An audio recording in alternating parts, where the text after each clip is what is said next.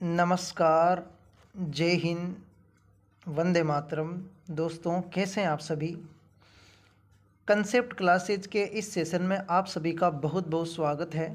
दोस्तों, आज इस वीडियो के अंदर हम भूकंप यानी कि अर्थक्वेक उसके बारे में हम चर्चा करने वाले हैं।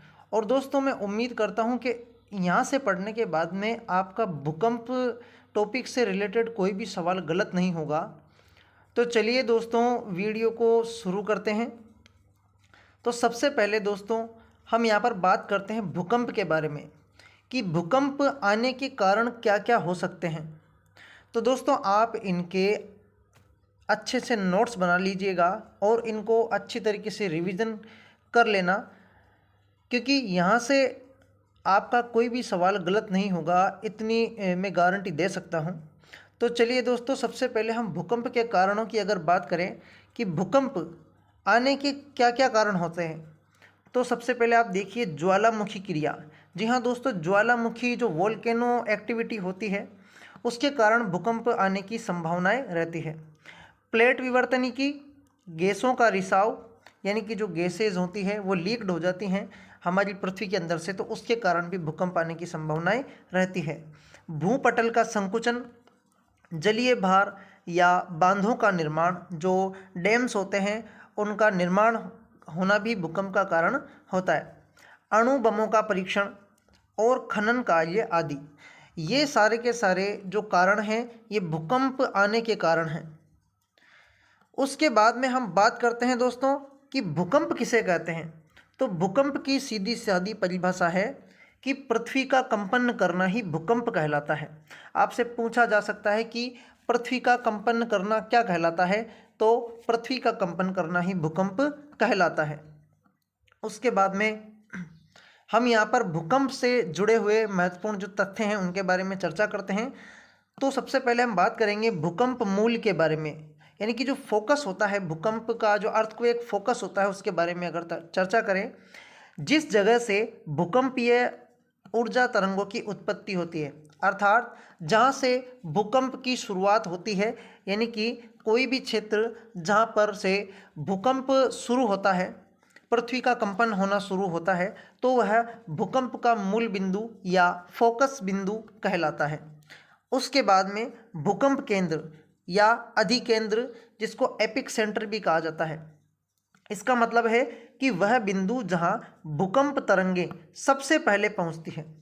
आपसे पूछा जा सकता है कि वह बिंदु जहां भूकंपीय तरंगे सबसे पहले पहुंचती है उसे क्या कहा जाता है, तो उसे भूकंप केंद्र, अधिकेंद्र, एपिक सेंटर के नाम से जाना जाता है। प्रत्यास्थ ऊर्जा, भूकंप के समय भूकंप से उत्पन्न कुल ऊर्जा, यानी कि जब भूकंप उत्पन्न होता है तो उससे जितनी भी एनर्जी क्रिएट होती है वो प्रत्यास्थ ऊर्जा के रूप में जानी जाती है। आगे बात करते हैं, यहाँ से आपका क्वेश्चन बनने की बहुत अधिक संभावना है दोस्तों। आपको यहाँ पर मिलान करने वाले क्वेश्चंस में पूछा जा सकता है। भूकंप का अध्ययन सिस्मोलॉजी कहलाता है। वेरी वेरी मोस्ट लगा लीजिएगा इसको, ये यहाँ पर वेरी वेरी मोस्ट कर लीजिएगा कि भूकंप का अध्ययन सिस्मोलॉजी कहलाता है।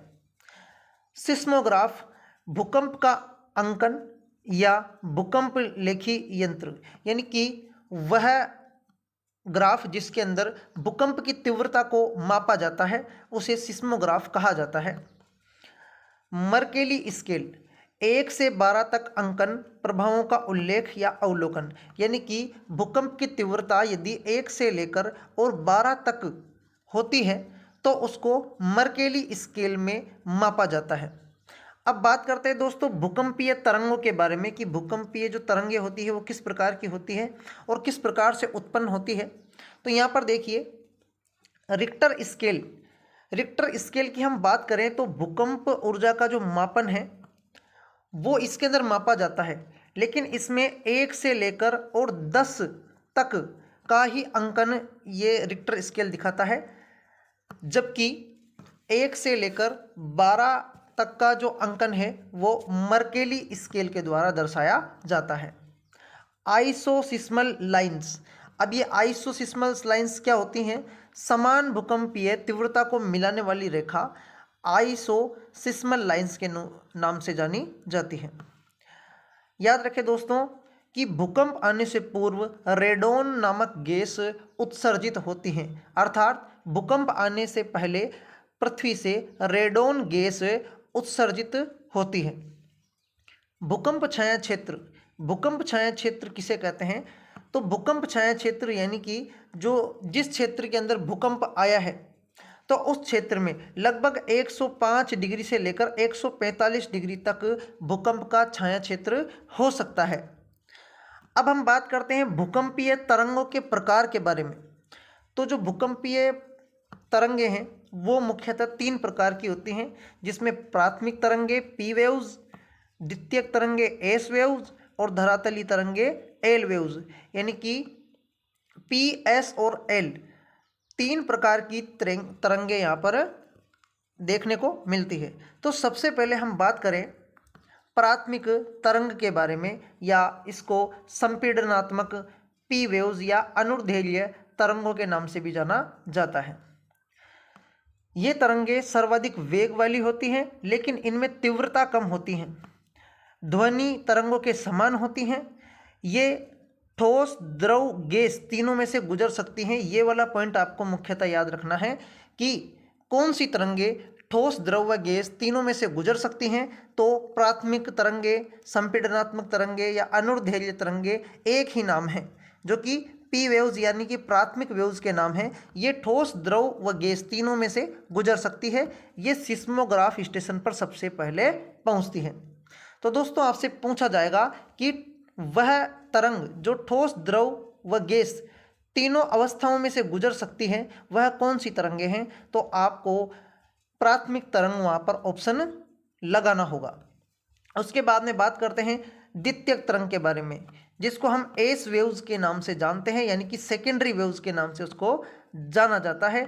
इसको गौण तरंग, एस वेव्स, आडी तरंगे और अनुप्रस्थ तरंगों के नाम से भी जाना जाता है। प्राथमिक लहरों के बाद प्रकट होती हैं, यानी कि जैसे ही जो प्राइमरी वेव्स होती हैं, पी वेव्स होती हैं, उनके जस्ट बाद में द्वितीयक या जो अनुप्रस्थ तरंगे होती है वो उत्पन्न होती हैं। इनकी जो गति होती है वो प्रकाश तरंगों की भांति होती है। ये तरल में से नहीं गुजर पाती, ये तरल में से नहीं गुजर पाती, जबकि प्राथमिक तरंगें ठोस, द्रव व गैस तीनों में से गुजर सकती हैं। और द्वितीयक जो तरंगे हैं वो तरल यानी कि जो लिक्विड है वहाँ से नहीं गुजर पाती हैं। उसके बाद में हम बात करते हैं धरातलीय एल वेव्स या लॉन्ग पीरियड वेव्स के बारे में। जो धरातलीय तरंगें होती है दोस्तों, ये अधिकेंद्र पर सबसे अंत में पहुंचती है। ये सबसे खतरनाक और सबसे विनाशकारी होती हैं। इनका संबंध पृथ्वी के ऊपरी भाग से है। और इसके बारे में आपको याद रखना है कि जो धरातलीय तरंगे, एल तरंग या लॉन्ग पीरियड वेव्स जो होती हैं, इनकी खोज किसने की थी? तो इनकी खोज A.H. लव ने की थी। ये इसका मोस्ट इम्पोर्टेंट लाइन आपको याद रखना होगा। आगे हम बात करते हैं विश्व में भूकंप वितरण के बारे में। तो दोस्तों याद रखिएगा कि प्रशांत महासागरीय तटीय पेटी में लगभग 63% यानी कि 63% भूकंप आते हैं। प्रशांत महासागरीय तटीय पेटी में लगभग 63% जो भूकंप हैं वो आने की संभावनाएं रहती है। मध्य महाद्वीपीय पेटी में लगभग 21% जो भूकंप है वो आते हैं। और मध्य अटलांटिक पेटी में लगभग 16% जो भूकंप है वो आने की संभावनाएं रहती हैं। आप यहाँ पर ये विश्व में भूकंप वितरण का मानचित्र यहाँ पर देख सकते हो। ये जो आपको लाल लाल से यहाँ पे डॉट दिखाई दे रहे हैं, ये हमारे विश्व का भूकंप वितरण क्षेत्र है। तो आप यहाँ पर देखिए दोस्तों कि विश्व में सबसे अधिक जो भूकंप हैं वो जापान वाले एरिया में आते हैं। तो यहाँ पर सबसे अधिक लाइनें यहाँ पर डॉट आप देख सकते हैं। इस प्रकार से अलग अलग क्षेत्रों की माध्यम से इसको बांटा गया है। उसके अलावा यहाँ पर भूकंप से संबंधित अन्य प्रमुख तथ्य आप देख सकते हैं। सुनामी जापानी शब्द है यानी कि जो सुनामी शब्द है वो जापानी शब्द है। जलीय भार के आधार पर भूकंप, यानी कि भारत में जलीय भार यानी कि जल का भार के आधार पर भूकंप जो है वो कोयना महाराष्ट्र में सन 1967 में 1967 के अंदर कोयना महाराष्ट्र में जलीय भार के आधार पर भूकंप आया था, जिससे बहुत ज़्यादा त्रासदी हुई थी। और 1737 यानी कि 1737 में कोलकाता में भारत का सबसे बड़ा भूकंप आया। 2001 में भुज गुजरात में भूकंप 6.9 तीव्रता की गति से देखने को मिला। उसके अलावा दोस्तों हम बात करते हैं 26 दिसंबर सन 2004 सुमात्रा की घटना के बारे में। सुमात्रा में 9.2 यानी कि 9.2 की तीव्रता का भूकंप आया था।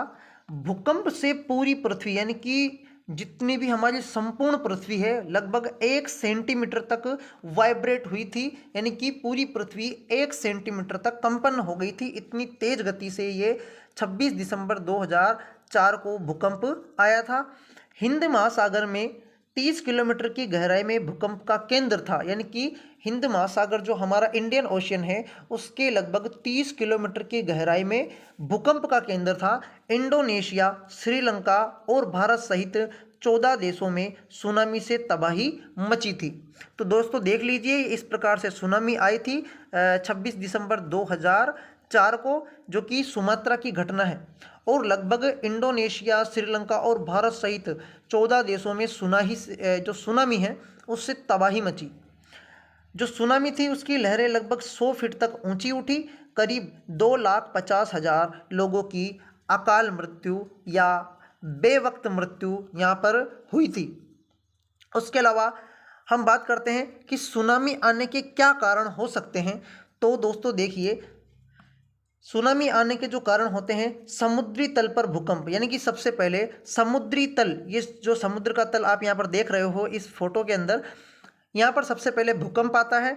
समुद्री तल पर तेज मूवमेंट पानी के कॉलम को खिसकाता है, यानी कि जैसे यहाँ पर तेज मूवमेंट होगा तो एकदम से पानी का जो कॉलम होगा उसको खिसकाता है। पानी के अंदर हुई वाइब्रेशन से 500 किलोमीटर घंटे की रफ्तार से लहरें पैदा होती है। अब यानी कि 500 किलोमीटर प्रति घंटे की रफ्तार से जब लहरें पैदा होगी तो जाहिर सी बात है कि विनाश होना तय है। उसके बाद में समुद्र तट से पानी वापस अंदर लौटता है, यानी कि पहले जो पानी है वो समुद्र तट पर आता है फिर वापस अंदर लौटता है। सुनामी पानी के अंदर तेज चलती है लेकिन तट पर पहुंचकर रफ्तार कम लेकिन ऊंचाई बढ़ जाती है। समुद्र तट से पानी वापस अंदर की साइड में लौटता है, तट पर पहुंचकर रफ्तार कम हो जाती है बट इसकी ऊंचाई बढ़ जाती है, जैसा कि आप यहाँ पर देख सकते हो इस प्रकार से। तो दोस्तों ये था आज का सेशन और मैं उम्मीद करता हूँ कि इससे बाहर आपसे भूकंप जो टॉपिक है उसके अंदर कोई भी जो चीज़ है वो बाहर नहीं जाएगी। तो उम्मीद करता हूँ दोस्तों आपको वीडियो पसंद आया होगा। अगर आपको वीडियो पसंद आया हो तो वीडियो को लाइक करें, चैनल को सब्सक्राइब करके बेल आइकन प्रेस कर दीजिए और वीडियो को जितना हो सके उतना अपने दोस्तों के साथ में शेयर कर दीजिए। मिलते हैं बहुत जल्द एक और नई वीडियो के साथ में, एक और नए टॉपिक के साथ में। तब तक के लिए जय हिंद, जय भारत, वंदे मातरम।